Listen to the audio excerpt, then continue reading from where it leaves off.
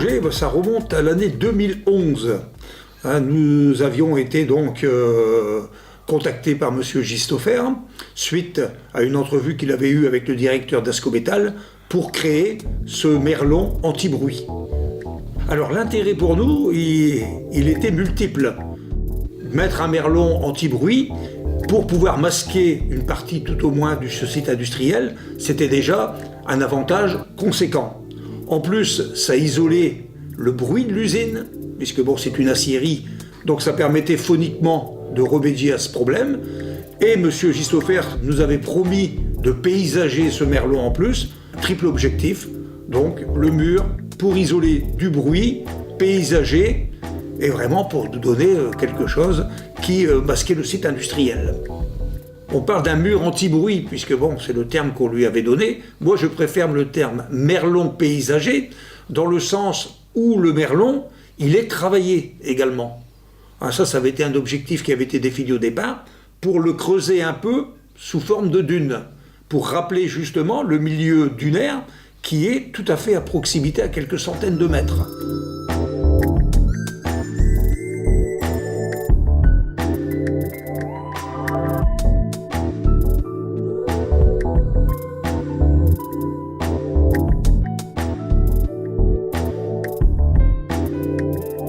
Et donc on a trouvé la démarche intéressante, c'est-à-dire plutôt que de l'enfouissement, eh bien on amène des déchets inertes. Alors les habitants, bon, on les a informés par le bulletin municipal, parce que la question était toujours la même. Est-ce que vraiment on ne va pas y enfouir des choses un petit peu, vous voyez, contraires à la législation, quoi. Ce qu'on ne veut pas dans les déchetteries, quoi, dire. C'est-à-dire sous-entendu des effluents, des... Non, il a fallu leur expliquer. Et donc ils ont pu visiter le site. Et autre avantage, la société Eurogranula leur a permis d'apporter gratuitement des déblais aussi qu'ils pouvaient avoir pour leur construction. Donc ils ont été associés également à la démarche, et donc forcément ils ont trouvé un intérêt direct, et c'était bien le but de l'entreprise Eurogranula, valoriser les déchets inertes. Voilà une bonne idée.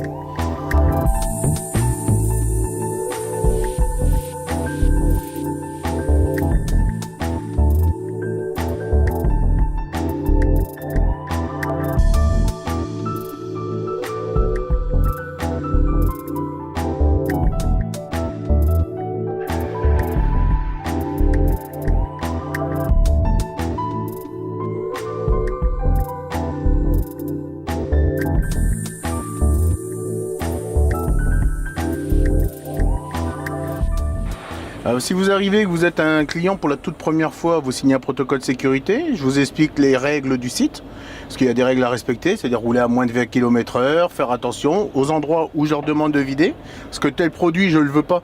Dès que c'est du beau terreux, vraiment du bon matériel, je le veux plutôt côté route. Ça me permet de faire les finitions avec du beau produit. Tout ce qui est gros morceaux de béton, je leur demande d'être plus centré, comme ça me fait un cœur vachement costaud. Donc je réceptionne le client, je vois aussi le produit, parce qu'on ne veut pas de produits polluants.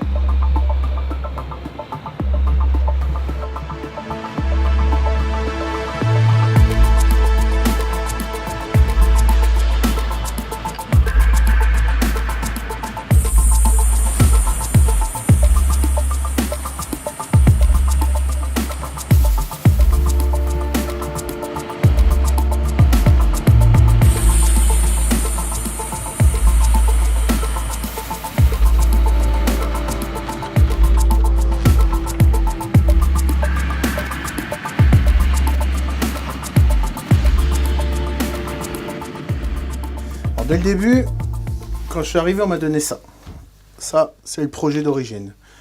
On voulait que ça ressemble à une dune. Donc c'est 2 mètres pour 2 mètres et ainsi de suite. Après, c'est une base. On sait qu'on va arriver au maximum à 12 mètres. Ça, c'est ce qu'on récupère à la fin. Voilà, c'est sur des carrés de 30 mètres sur 30 mètres. Sur les registres, on signale que tel camion, on va dire le camion A, est venu vider en C4. Si un jour on apprend que ce camion avait un produit polluant, eh ben on est capable de savoir dans quelle zone récupérer le produit. On ne met pas n'importe quoi, on met terre, sable, on met tout ce qui est non polluant.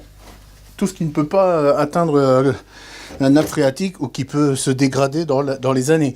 On ne met pas de bois, on ne met pas de carton, on ne met pas de plastique, on met de la terre, du gravat, des cailloux, tout ce qui ne bouge pas dans les années. Voilà, tout est affiché là. On a des registres de suivi de déchets, signalant les zones. Bon là maintenant on est en zone B16. Les tonnages qui ont été mis, les clients surtout. Ils ont un bon où c'est signalé la date, le client, la catégorie de produit, si c'est macadam ou autre, le tonnage, le chantier, le transporteur. Ils signent, ils récupèrent un coupon, j'en récupère un.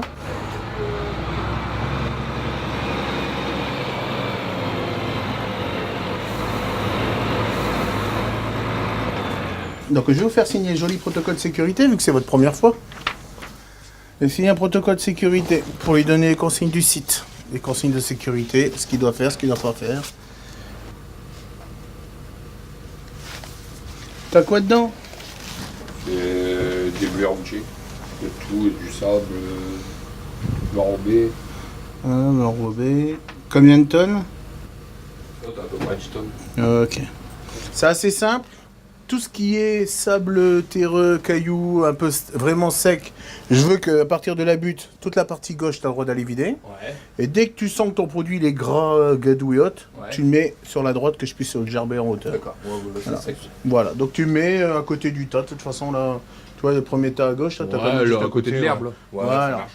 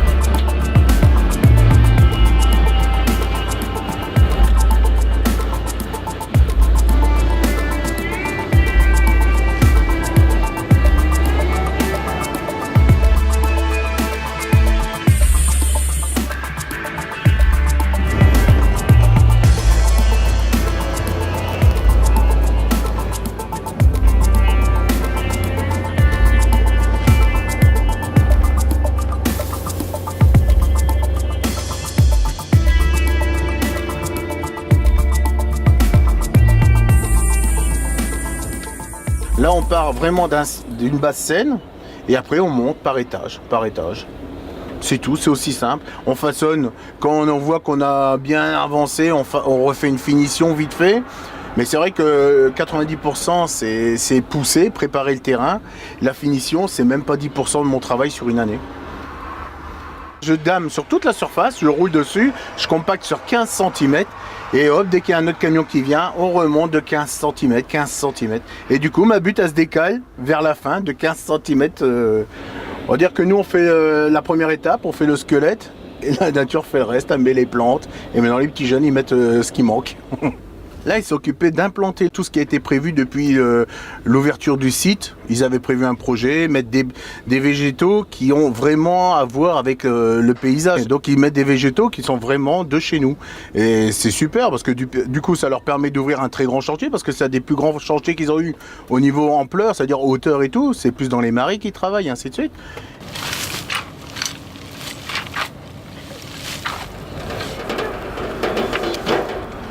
Si vous avez des doutes, faut pas hésiter à demander à une devis. Et là, du coup, le paillage, il remonte où? Il remonte tout là-haut, vous sortez tout étalé. C'est effectivement un partenariat ambitieux avec Eurogranula. La collaboration avec l'entreprise Eurogranula était intéressante parce qu'elle permettait de conjuguer les deux savoir-faire de nos filières aménagement paysager et gestion des milieux naturels et de la faune. C'est un chantier grandeur nature. On offre à nos élèves la possibilité de travailler en équipe dans des situations très concrètes. Là, c'est un chantier de grande ampleur, à la fois par les équipes qui sont mobilisées, c'est plusieurs classes en même temps qui travaillent sur ce chantier.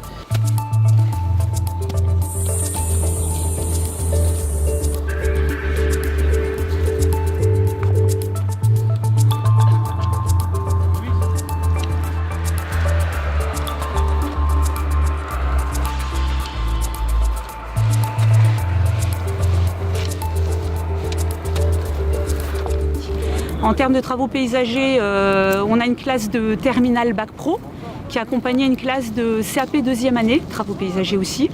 Et du coup, ce qui est intéressant, c'est qu'un bac pro est censé être chef d'équipe à terme. Et du coup, l'objectif, c'est qu'ils puissent encadrer leurs plus jeunes homologues de manière à gérer le chantier. Et donc, ils vont diriger tout en travaillant, bien sûr, de manière à ce que l'objectif de fin de journée soit atteint. La délimitation des parties, je sais pas quoi.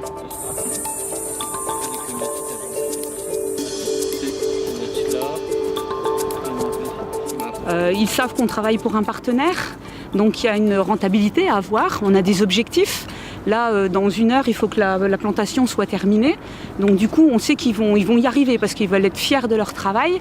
On sait que demain, on ne peut pas recommencer. Donc du coup, voilà, on est vraiment sur du vrai sujet professionnel.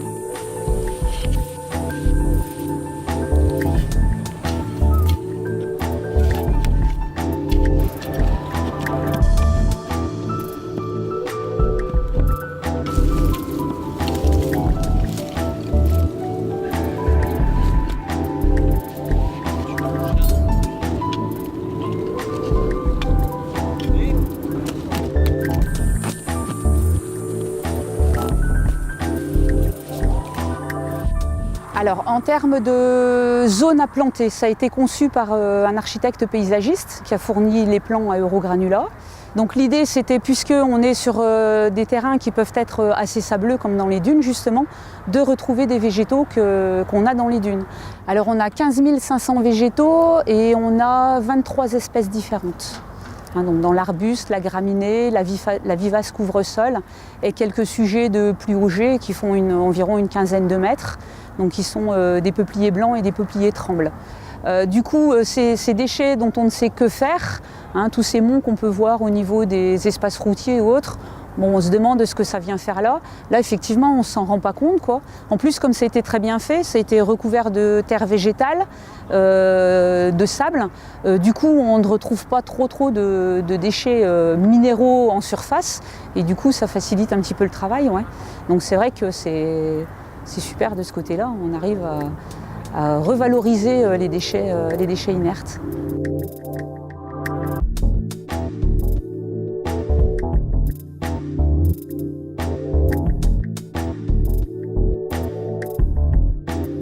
Nous sommes très fiers de cette réalisation qui s'intègre parfaitement dans le paysage du littoral de la mer du Nord. Depuis plus de 20 ans, Eurogranula réalise des ISDI, toujours avec une finalité environnementale et toujours en concertation avec les industriels ou les collectivités locales. Mais c'est la première fois qu'Eurogranula a tissé un partenariat école-entreprise sur une durée aussi longue, plus de 2 années scolaires. C'est une réussite et nous sommes très satisfaits de l'application de la direction et des enseignants du lycée agricole de Dunkerque. Et nous avons aussi été très agréablement surpris par le professionnalisme des élèves. Cet ouvrage réalise un coût d'environ 1 million d'euros qui a été pris en totalité en charge par Eurogranula. Jamais la commune de Lefrancouc ou Ascométal n'aurait pu investir cet ouvrage, pourtant si attendu et si utile pour les riverains. Mais ce qui est regrettable, c'est que cet ouvrage est considéré comme un centre d'élimination de déchets au titre de la législation des installations classées. Eurogranula a démontré qu'avec des déchets inertes, des déblais de terrassement et de déconstruction, on pouvait réaliser un ouvrage avec une vocation environnementale, intelligente, utile et de qualité. Je pense qu'aujourd'hui, il faut faire évoluer la législation des installations classées avec une nouvelle rubrique qui reconnaisse la valorisation. Pour moi, le merlon paysager de l'Ofracook, ce n'est pas une ISDI, c'est une IVDI, une installation de valorisation de déchets inertes.